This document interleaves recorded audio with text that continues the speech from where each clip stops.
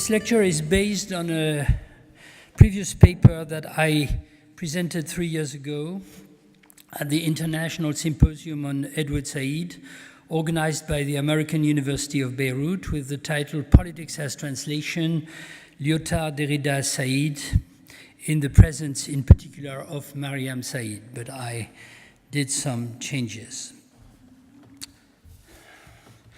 I'm not entirely sure myself of the exact definition of the concepts that I am using here, because this definition is part of the problem. To place translation in a symmetric place with respect to war is not only a way to modernize traditional antitheses such as war and peace, war and diplomacy, war and commerce, in a world that is increasingly characterized by multiculturalism and multilingualism.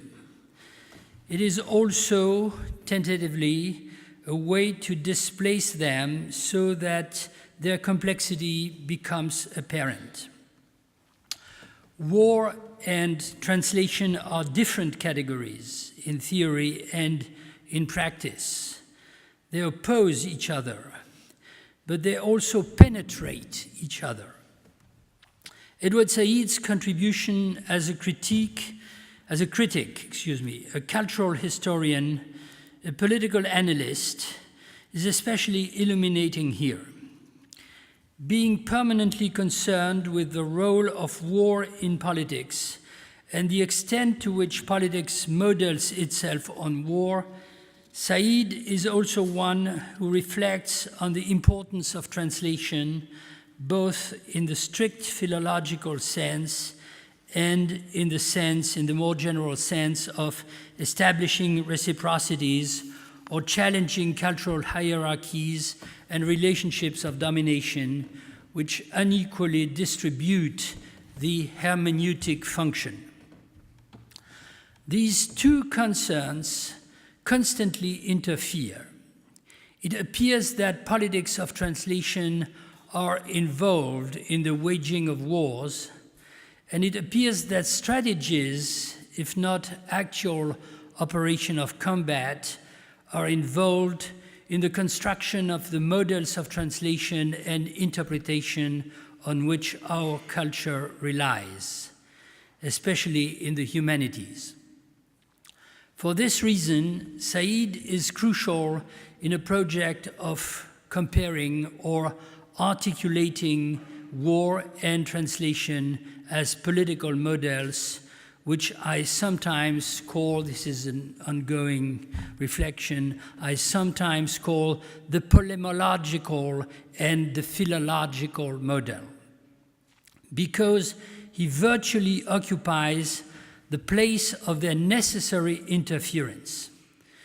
In this place, we also find some representatives of the so-called post-structuralist school, particularly Lyotard and Derrida, with whom I will attempt a kind of virtual dialogue in spite of their well-known differences and disagreements.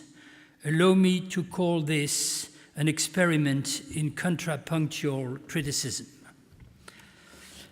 I begin with two short quotations from Lyotard's The Different, a notoriously difficult book, which refer to the tradition opposing war and commerce, which also indicate their common element, namely the idea that alternative forms of sociability offering a transcendental choice to politics are centrally concerned with representations of the stranger and the institution of the border.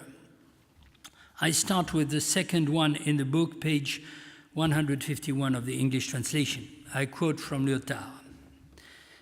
A phrase which links and which is to be linked to others is always a pagus, a border zone, Latin word, border zone where genres of discourse enter into conflict over the mode of linking,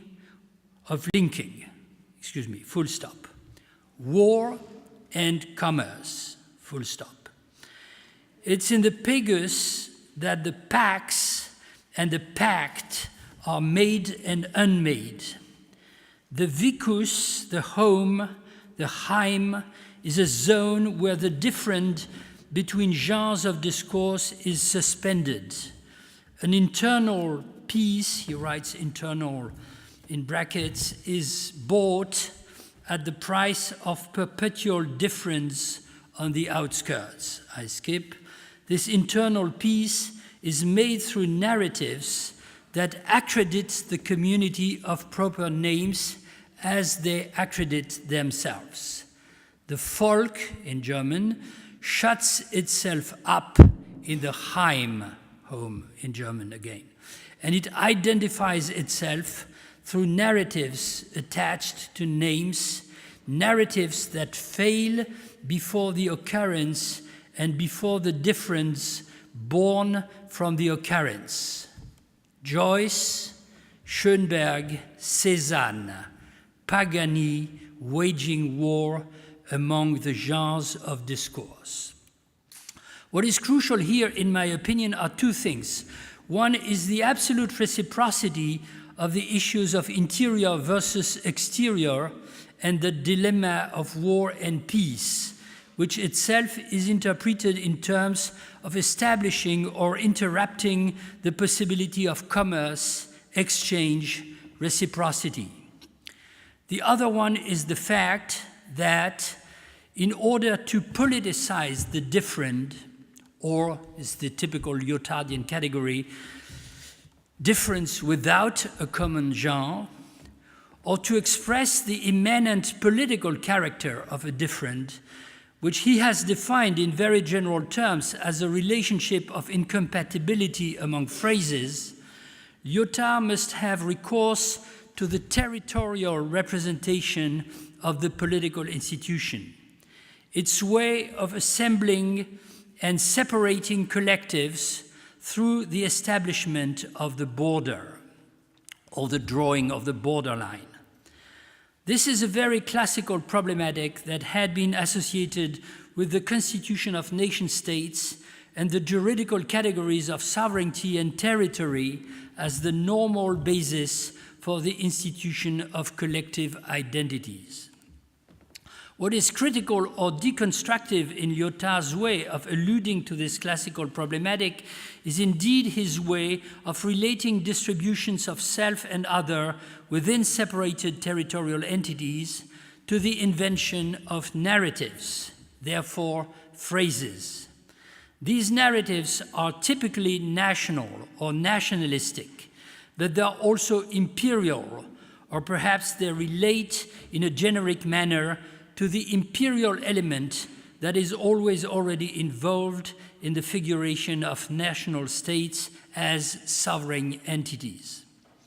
And the aesthetic examples of Joyce, the allusions to Joyce, Schönberg, and Cézanne are invoked as metaphors of the failure, the limited power of these narratives for regulating the heterogeneity of phrases, analogous to an insurrection or a partisan war that blurs the distinctions between genres, spaces, states of normality, and states of exception. In another passage, which technically refers to the interpretation of different genres of discourses within Immanuel Kant's philosophy, namely the scientific or cognitive and the ethical or normative, Lyotard would invoke a very different scheme for the imagination of the different. I quote again. Each genre of discourse would be like an island. The faculty of judgment would be at least in part, isn't that too loud? No? Am I too loud? This is the title of a well-known book by Gerald Moore, the great pianist. And each genre of discourse would be like an island. The faculty of judgment would be at least in part like an admiral or like a provisioner of ships who launches expeditions from one island to the next, intended to present to one island what was found or invented in the other, and which might serve the former as an as-if intuition with which to validate it. Whether war or commerce, this interventionist force has no object and does not have its own island, but it requires a milieu. This would be the sea, the archipelagos or primary sea, as the Aegean was once called, end of quote. What is interesting here is that by transferring the issue of crossing the borders from a continental imaginary to an oceanic one, thereby invoking a different kind of narratives of the imperial nation, let's suggest a reference to Conrad rather than Kipling or even Joyce. Lyotard is not only stressing the reversibility of the operations called war and commerce, which belong to the same world and the same political regime, he's also drawing the attention to the strategic function of translation and its obstacles.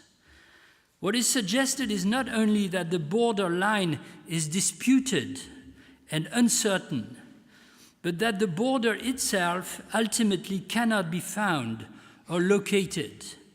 No fixed line can be inscribed in the oceanic element, unless it is inscribed, of course, virtually by a map. Similarly, we have a distinction between the two opposite political notions of war and commerce, which is destined to remain uncertain.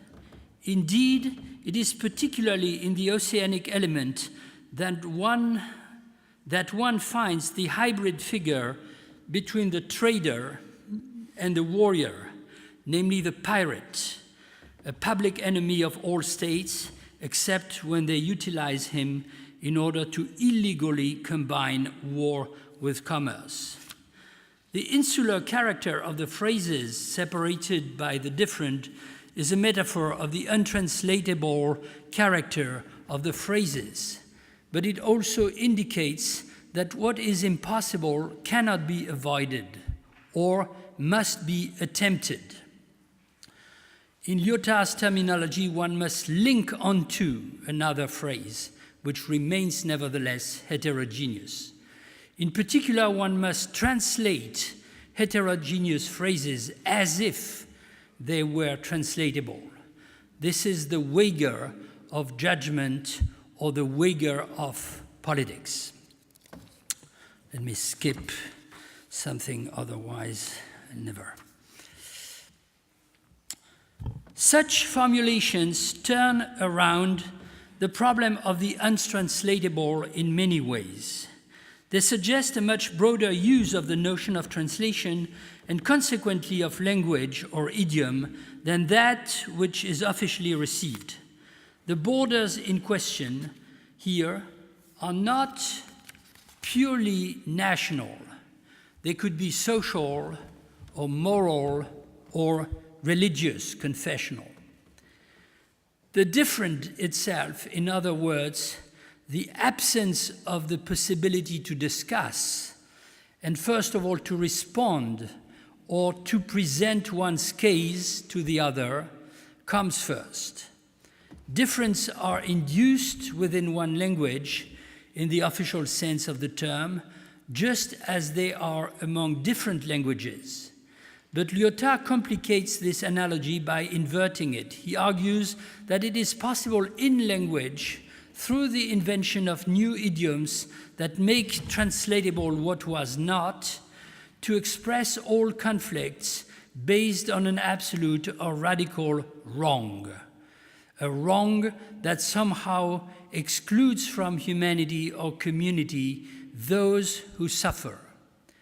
Obviously, to say that difference can be expressed does not mean that they are thereby resolved. Rather, as demonstrated at the end of the statement quoted above, or perhaps the one I skipped, it means that these differences can become the object of a politics and generate subjects for this politics with the help of literature and philosophy. And now I want to move to Said's own analysis of the regiments of phrases, translations, and interpretations, and its relationship to an understanding of the political. There's no suggestion here that Said and Lyotard think the same, although in different words, as if they were not separated by different attitudes with respect to modernity, and in particular the function of the narrative which constructs collective identities. But I will argue that we retrieve a similar way of problematizing the political meaning of the activity of translation and its association with an intrinsic ambivalence of the political institution, blurring the separations between states of war and regimes of commerce, or more generally, reciprocity. Admittedly, Said's critical analyses are much less allegoric. They refer to a precise historical background in the construction of narratives, the Orientalist framework that interweaves culture and empire. But they also force us to consider the task of the translator as one that is simultaneously impossible and necessary. Said's way of articulating the models of war and translation is particularly explicit in his reading of Fanon, to whom he would return regularly in his life. They also support his analysis of hegemony. For Said, hegemony is linked in particular to categories of interpretation that allow for one-sided or historically dissymmetric translations between cultures, a production that is linked with the development of philological disciplines. Therefore, institutional dispositif of power knowledge in the Foucauldian or post-Foucauldian sense. Its ultimate result is a historical development of communities of interpretation.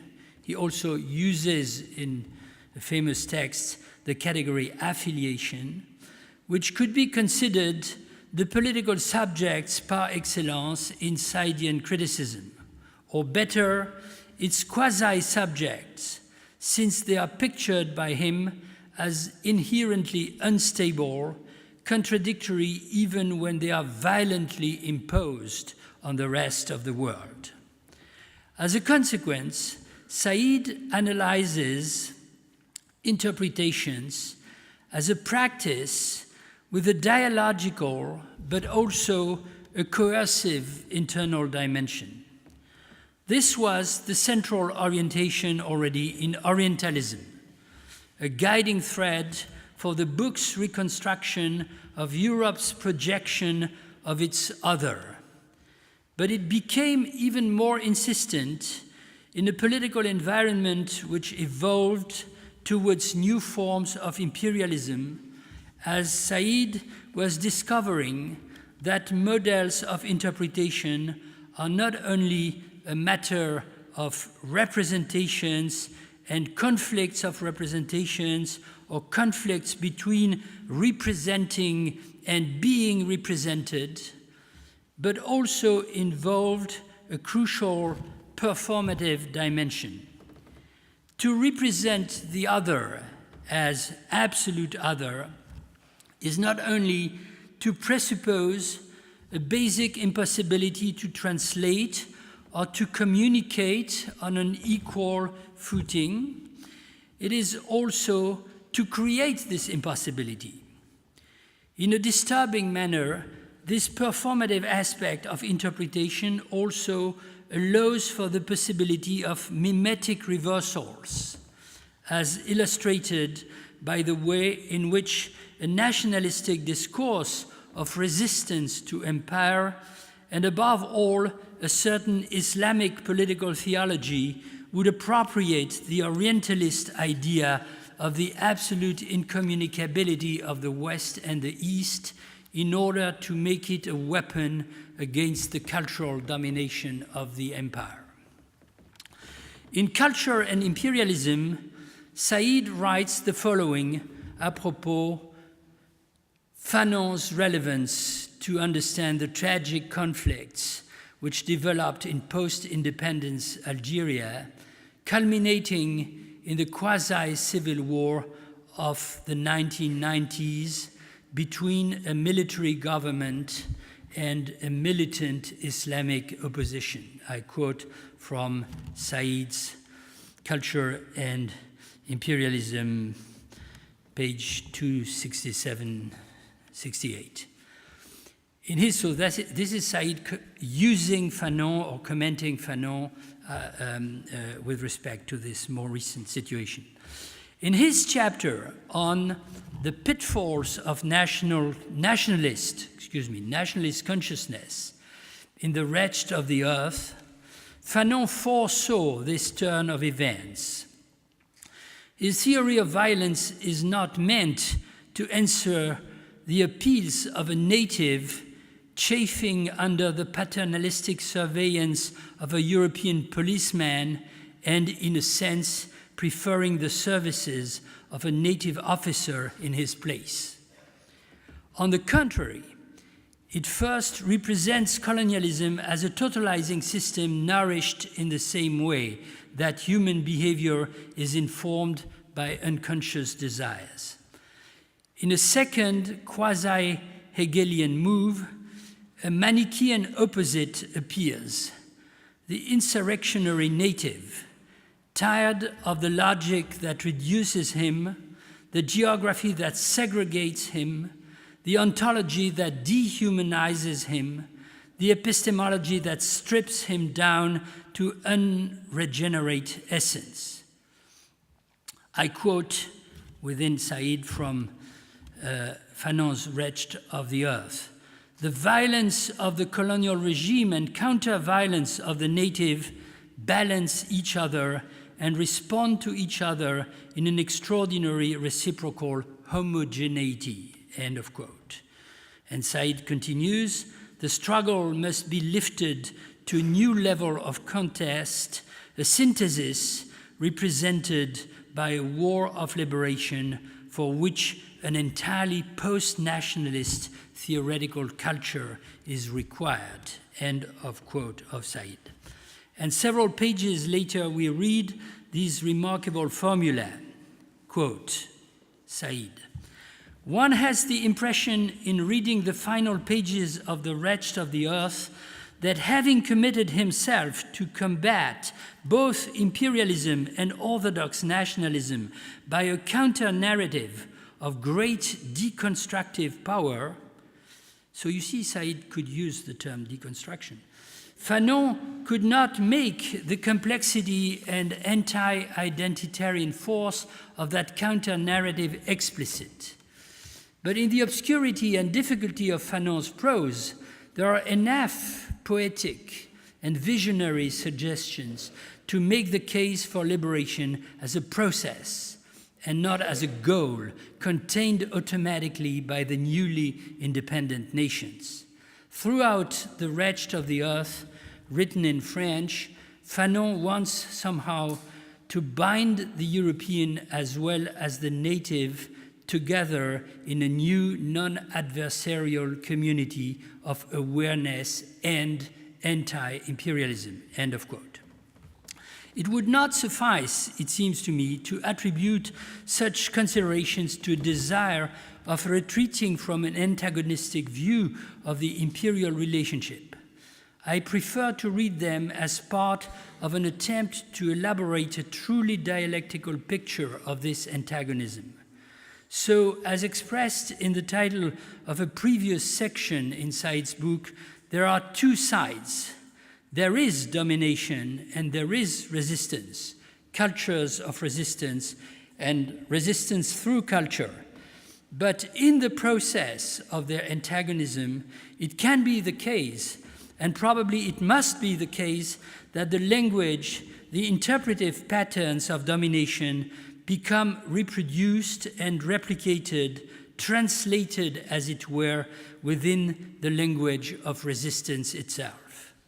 In other terms, after Orientalism had powerfully elaborated the critique of the representative construction of the non-Western other, which reduces him, either her, we just heard, to the figure of the exotic object for a naturalistic description, or to the figure of the native informant whose discourse always needs a translation that he or she cannot provide, a new context now leads Said to a dialogic understanding of the conflict of interpretations, whereby not only the line of demarcation between self and other and the associated relationship of power and resistance becomes more uncertain, less and less resembling a borderline, however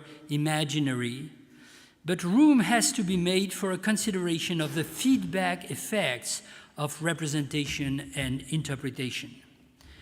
And clearly, Said does not position himself outside of this game of translations and counter-translations, as if enjoying a privilege of objectivity or externality by virtue of his intellectual commitment to understanding.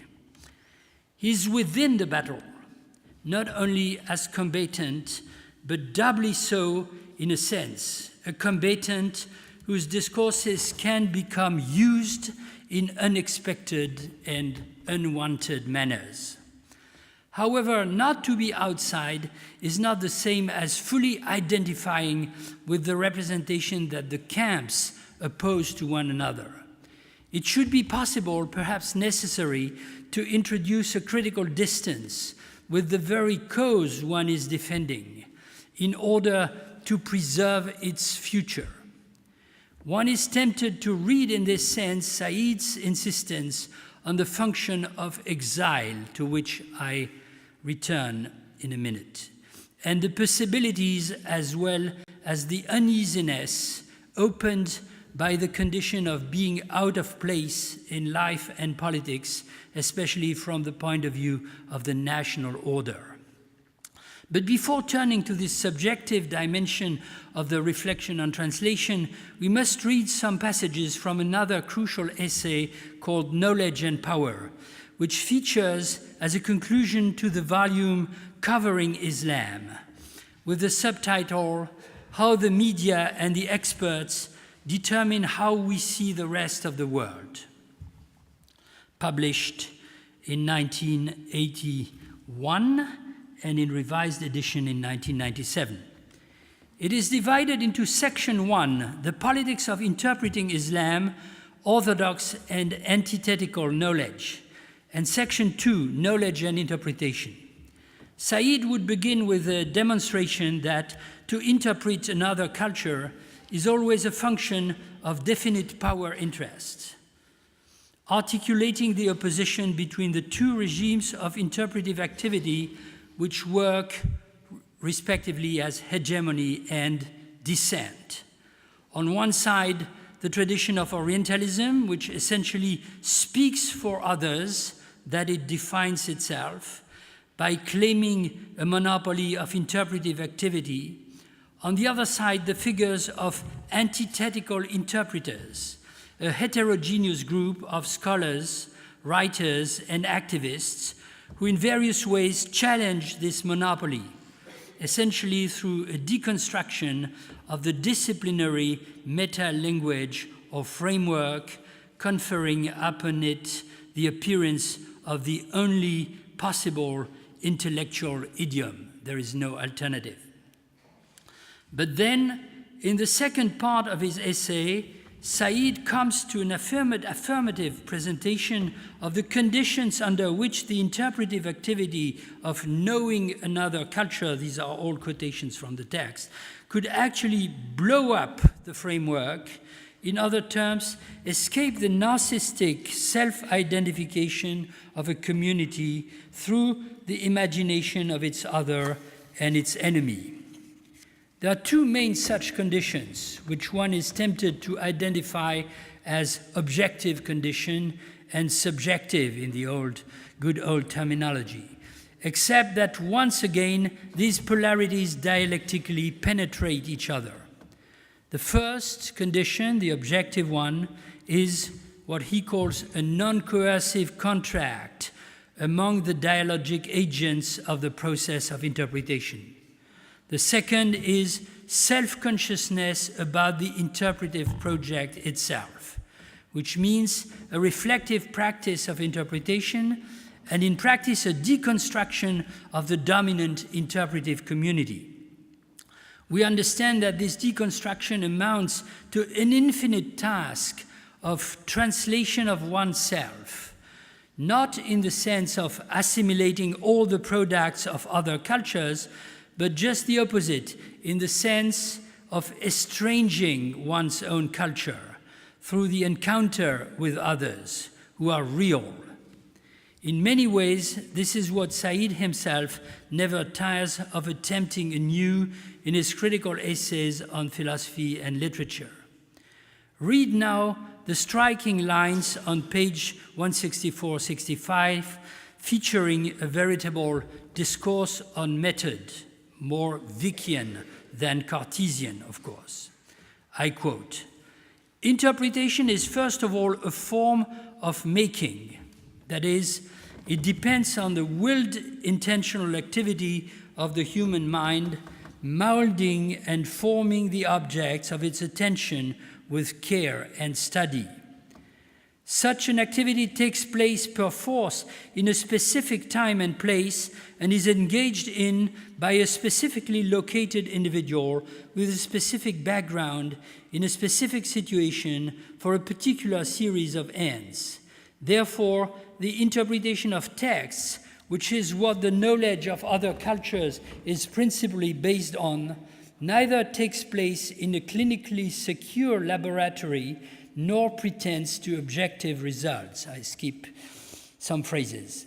"Every reader, in other words, is both a private ego and a member of a society with affiliations of every sort, linking him or her to that society, working through national feelings like patriotism and chauvinism to private emotions like fear or despair.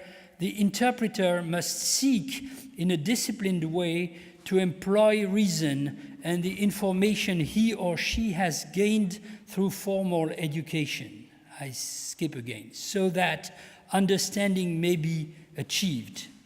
A great effort has to be made to pierce the barriers that exist between one situation, the situation of the interpreter, and another, the situation that existed when and where the text was produced. It is precisely this conscious, willed effort of overcoming distances and cultural barriers that makes knowledge of other societies and cultures possible, and at the same time limits that knowledge. At that moment, the interpreter understands himself or herself in his or her human situation and the text in relation to its situation." End of quote. One might say that the process described here is perfectly circular. Its result, the, I quote, "self-awareness animating an awareness of what is distant and alien, but human nonetheless, being in fact also its precondition." One has to admit this hermeneutic circularity, I believe, but not necessarily to picture it as a vicious circle. This is linked to the fact that Said is never tired to investigate the various anomalous positions with respect to the hegemonic distribution of places and discourses, which provide conditions for the production of counter-interpretations or the emergence of alternative affiliations, heretic communities of interpretation, as it were. There is an affinity here with the Lyothardian allegory of the pagan, but I'm also tempted to recur to the category of heterotopia which comes from Foucault. One of the possible names for heterotopia is, of course, also exile. Any description of the politics of translation as a conflict between communities over interpretations inevitably leads to asking a question about who displaces the established pattern and how it becomes possible to displace it. This is not, rather, it is not only a Marxian and Gramscian question of the forces involved in a relationship or an antagonism, even if we are ready to admit that there are communicative forces, for instance, mass media, universities, as well as productive forces involved in social conflicts. It is rather, in Said's preferred formulation, a question of a discursive agency which requires a mode, in Said's preferred formulation, a question of speaking truth to power. Or it is a question of a discursive agency which requires a mode of subjectivation. But when we discuss it also as an agency of interpretation and translation, this becomes the question of the subjective relationship to language and the plurality of languages, which provides at least some of the conditions for a critical action against dominant modes of interpretation. Said expressed himself on this question, being careful, however, not to propose his personal case as a model, but also trying to understand what made it a predisposition to the subversion of existing patterns of translation, whereby we retrieve the subject-object dialectic of self-awareness. We can read here a passage from the opening pages of his autobiography, Out of Place. I quote, "The travails of bearing such a name, Edward Wadi Said, were compounded by an equally unsettling quandary when it came to language. I have never known what language I spoke first, Arabic or English, or which one was really mine beyond any doubt. What I do know, however, is that the two have always been together in my life, one resonating in the other, sometimes ironically, sometimes nostalgically, most often each correcting and commenting on the other. Each can seem like my absolutely first language, but neither is. I trace this primal instability back to my mother, whom I remember speaking to me in both English and Arabic, although she always wrote to me in English." I skipped some phrases. "Certain spoken phrases of hers were Arabic, and I was never conscious of having to translate them or knowing exactly what they meant. They were a part of her infinitely maternal atmosphere, promising something in the end never given. But woven into her Arabic speech were English words like naughty boy, and of course my name, pronounced Edward. I'm still haunted by the memory of the sound. Her English deployed a rhetoric of statement and norms that has never left me. I hadn't then any idea where my mother's English came from, or who, in the national sense of the phrase, she was. This strange state of ignorance continued until relatively late in my life," end of quote. This development takes us far away from generalities on hybridity and multiculturalism to a veritable different of phrases located in the most basic layer of subject formation, but also reconstructed retrospectively in the form of a narrative or through a method of dramatization. It is interesting to compare it with the development in Derrida's also largely autobiographic essay, Monolingualism of the Other, or The Prosthesis of Origin, published in 1996 in French, to discover a quite different relationship to the enigma of the first language, which nevertheless also exhibits an internal distanciation. I quote from the translation of Derrida's book. My attachment to the French language takes forms that I sometimes consider neurotic. I feel lost outside the French language. Me too. The other languages, which more or less clumsily I read, decode, or sometimes speak, are languages I shall never inhabit, where inhabiting begins to mean something to me, and dwelling, Not only am I lost, fallen, and condemned outside the French language, I have the feeling of honoring or serving all idioms in a word, of writing the most and the best, when I sharpen the resistance of my French, the secret purity of my French, the one I was speaking about earlier on, hence its resistance, its relentless resistance to translation, translation into all languages, including another such French.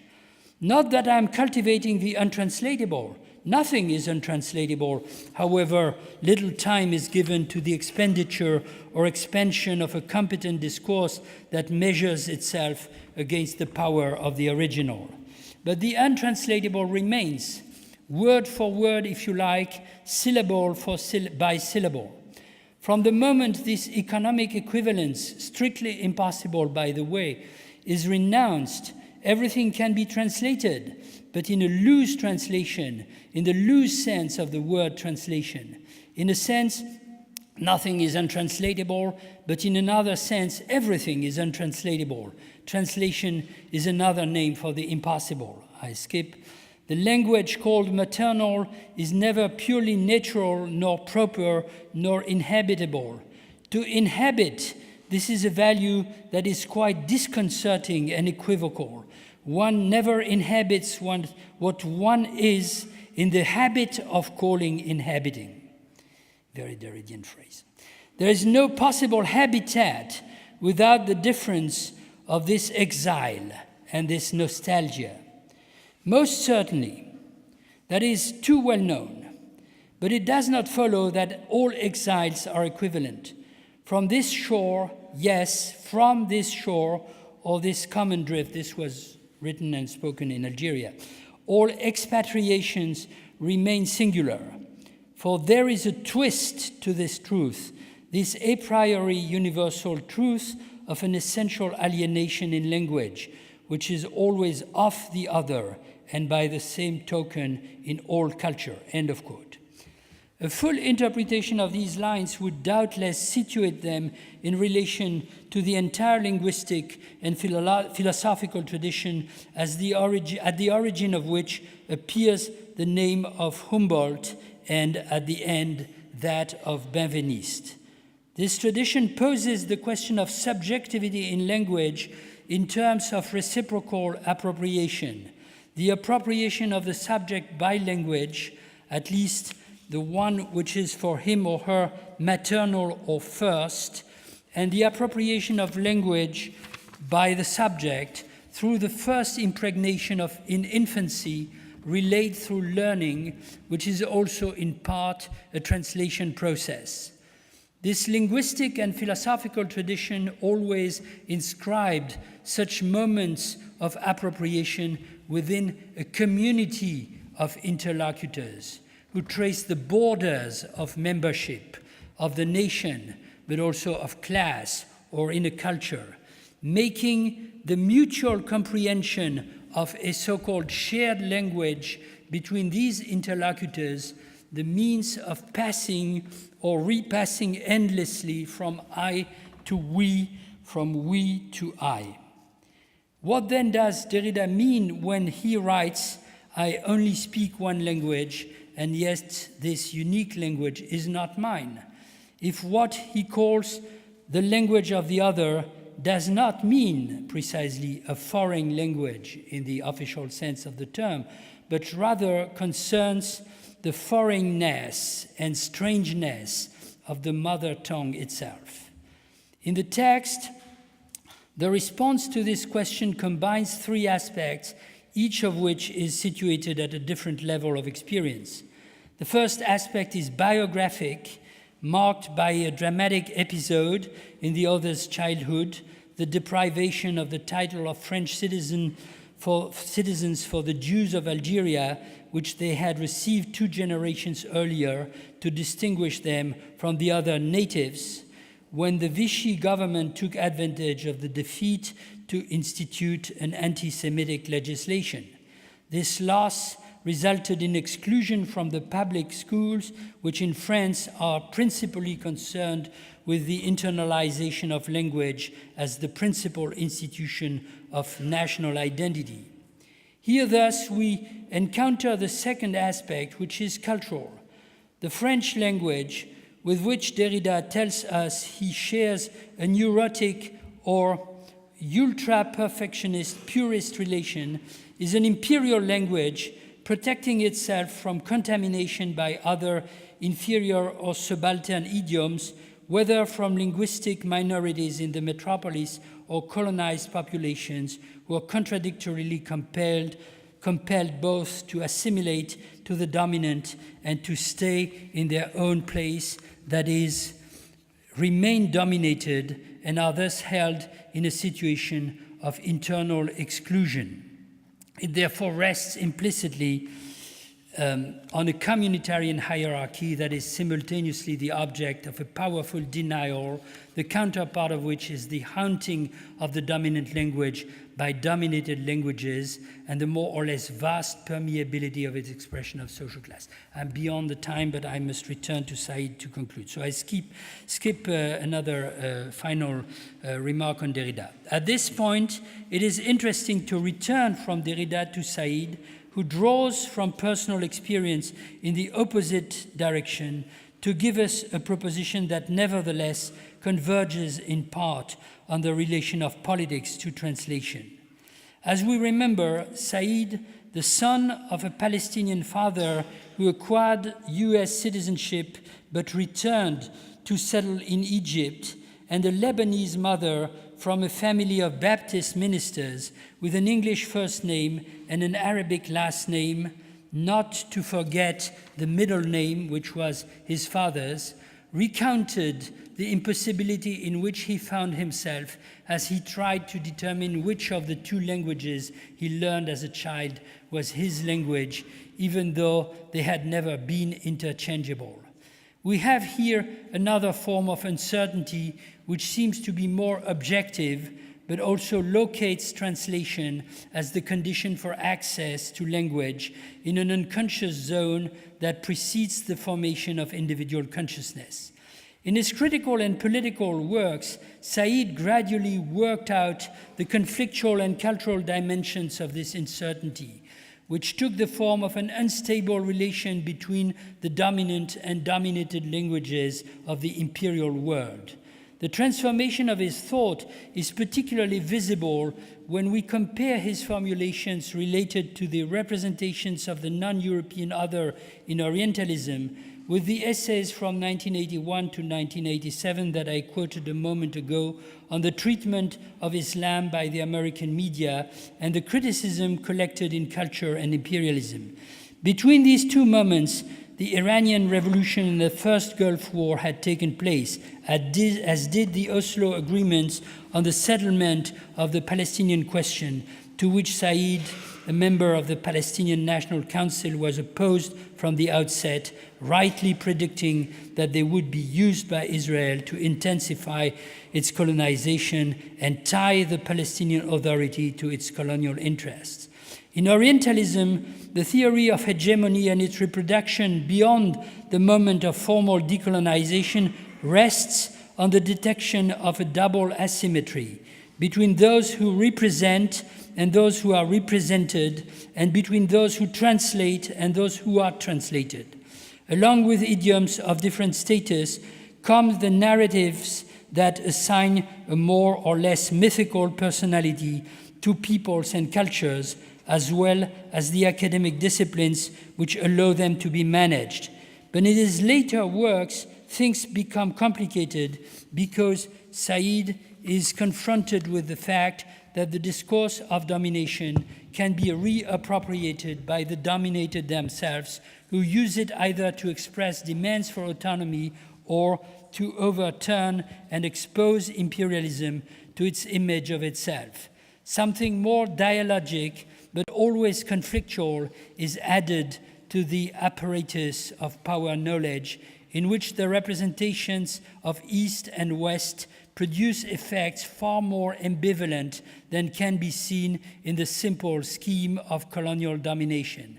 Nationalism, and especially the politico-religious discourse of Islamic fundamentalism, are always susceptible to co-optation, since their own representation of the Orient as a system of values incompatible with those of the Occident regenerates an essential untranslatability between the two halves of the world. And now, instead of reading more, which would be really scandalous, I will suggest that you turn to the last essay of the book, precisely called Reflections on Exile, bearing the same title, which in a sense contains the word of this enigma. Thank you so much.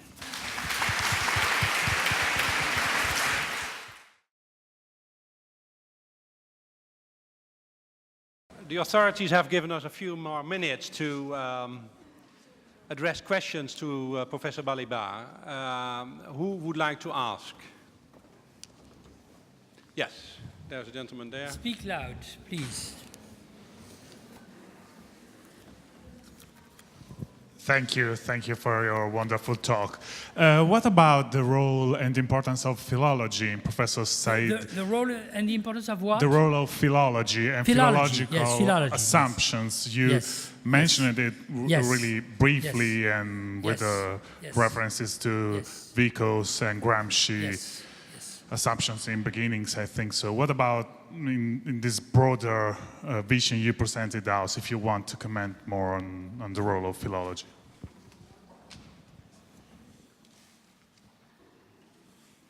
That all? Maybe I can add one question on my own. One of the interesting aspects of Said's work, seems to me, that he does reflect very much on that incredibly difficult problem of translation and translatability. But in his work itself, it's mostly in English and confronting English texts, or wider European texts. So there's a kind of interesting situation in which there is a real difficulty in trying to translate other worlds into English. But in his own work, he actually focuses on English. Thank you so much. The two questions are... One more? Both others? No? Yes. Yes. Hello, my name is Alexandra Wilczura. Your name is? I didn't hear Alexandra Wilczura from Jagiellonian University in Krakow. Still didn't hear, but doesn't mind. Doesn't matter. You know, it's not because of you, it's because of my ears that are failing me. So completely. I will try to say my question loudly. Yes. How to change current existing model of interpretation and translation of the culture, so-called East, or cultures of the others, in order to avoid in future politics and culture Orientalism and Orientalization of others. Thank you. Especially, I'm thinking about the education.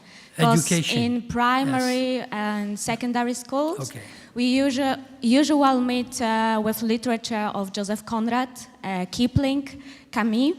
And if somebody is not interested in other literature, we stopped with this kind of education that is Orientalized. So how to change the model of education? Thank you so much. Thank you so much. Okay, I'm afraid I can only make very synthetic replies.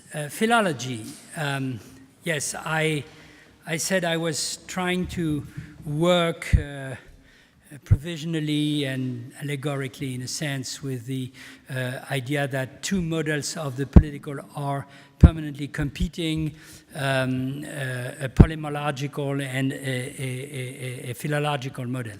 And of course,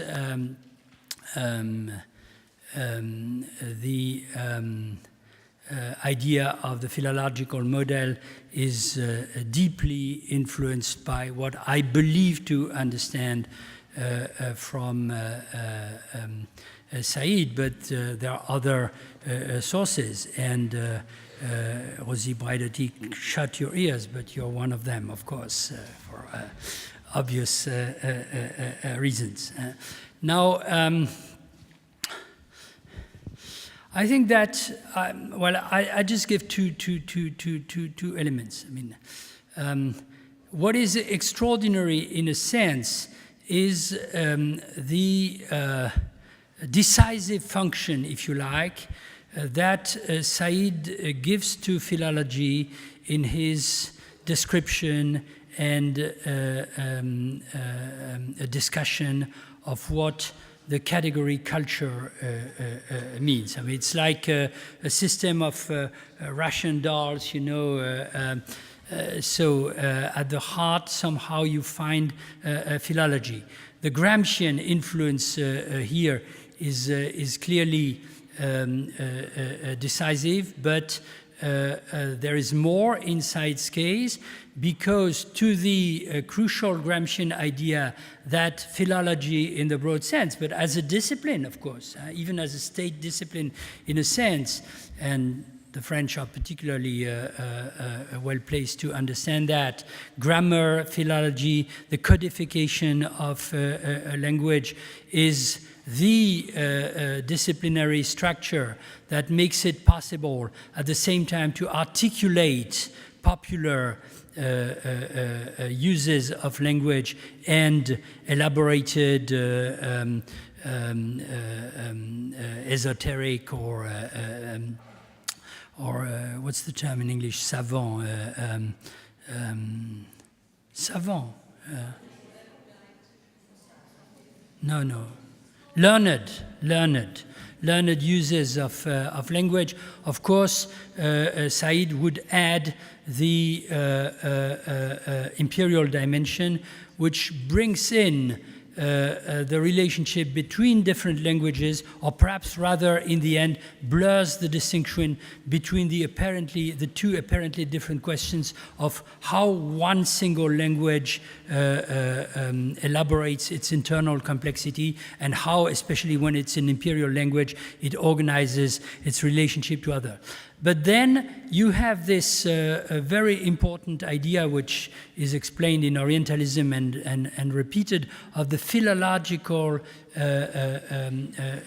revolution. So I don't elaborate on that because this is well known, and Amir Mufti in particular writes about that in a continuation.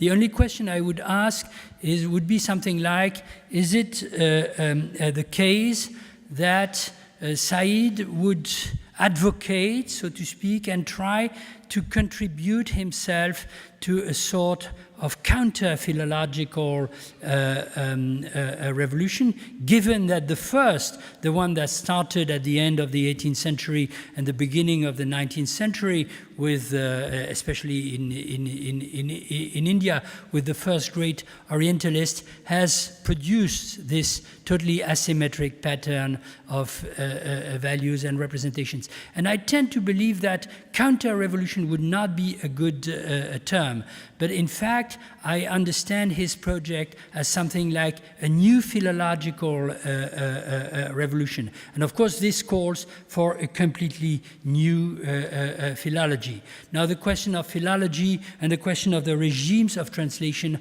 are so closely linked to one another that they are, in fact, indiscernible. If you ask, I desperately tried to get a clear answer from my colleagues and friends, the best linguists I could find for the question, what is it that you call a language? A language, for example, which always bears a national name or quasi-national name.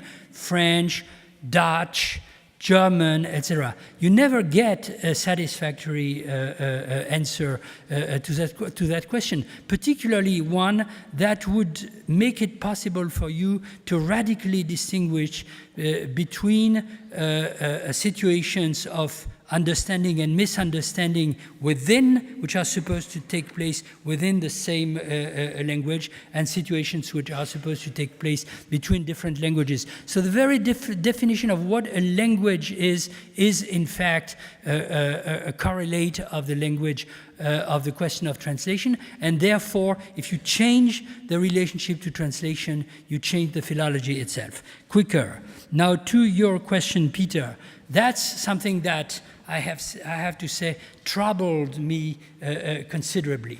I was rereading, for example, secular criticism and other such texts. At the end of secular criticism, Said seems to become aware precisely of that kind of performative contradiction. How to justify the fact that I have just explained that we must radically change the canon, that we must radically change the representation we have of the languages and literatures that form, in fact, the object and subject of the humanities, with the fact that I myself read essentially Conrad, Kipling,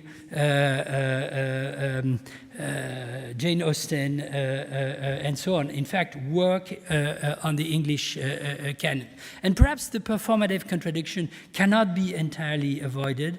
And perhaps if I had time to read a little more about the exilic condition and compare it with what he writes about Auerbach, for example, I could have tried to more or less romantically portray Said as the one who displaced himself entirely into the other's language and literature, and from there tries to open a broader horizon. But essentially at the root, what I believe, and that would be the object for another presentation, is that precisely Said is profoundly, and in my view justly, unsatisfied with a view, if you like, of the reversal or the inverted pattern, where the European languages had dominated and in fact absorbed all the others. A reversal should now take place, and not using the content, but just the title, a provincialization of the European languages and literature, as Chakrabarti might want to say, should take place. I think that his object is to settle in the very heart, in the very core of the fortress, and subvert from the inside, in fact, the self-awareness of that language and that literature, particularly, of course, by showing in privileged example, but when you start enumerating them, there are so many that hardly any modern writer escapes that. They were all determined in their relationship to language and literature by the colony. And finally, just one quick reply to the last question. Allow me to